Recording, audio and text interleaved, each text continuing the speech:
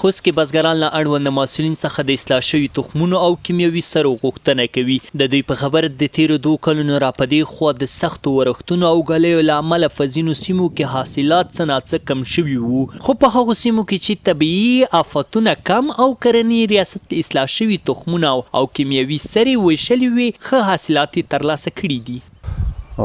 میگه دازی که در منطقه که غنم کاری، سبزی کاری، ډیر د خلک ډیر عجیز دي، بیا د 2 کولا ګلیر نه ووال.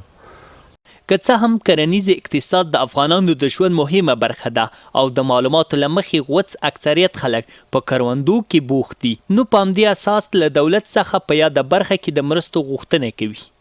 چې میږ ته مرسته ورسیږي، میږ ته تخم ورسیږي، د سبزۍ په برخه کې غنم ورسیږي، سره میږ ته ورسیږي چې میږ د ماشینو په واسطه میږ منځکه پړنوي، باید میږ ته ګټه ورسیږي. بل خوا اړوند مسؤلین وایي دوی تل هڅه کړې ده چې د کرنې وزارت د غراض د نړیوالو انجوګانو پر مټ د خوست بېلابېلو ولسوالیو بزګرانو ته اصلاح شوي تخمونه او کیمیاوي سرې ورسوي.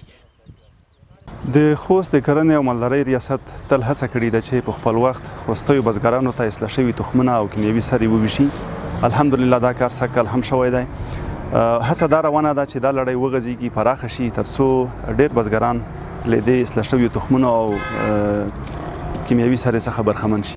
د کرنیزو چارو کارپوهانو په وینا که چیرته بزګرانو ته اصلاح شوي تخمونه او کیمیاوي سرې ورکړل شي، نو په دې سره به د کرنیزو ځمکو حاصلات ښه شي او هممهاله به د خلکو اقتصاد هم پیاوړی شي. د کرنې ریاست وایي روان کال د اصلاح شوي تخمونو او کیمیاوي سرو په برخه کې په سلګونو کروندګرو سره همکاري کړې چې له امله یې په حاصلاتو کې مثبت تغیرات هم رامنځته شوي دي.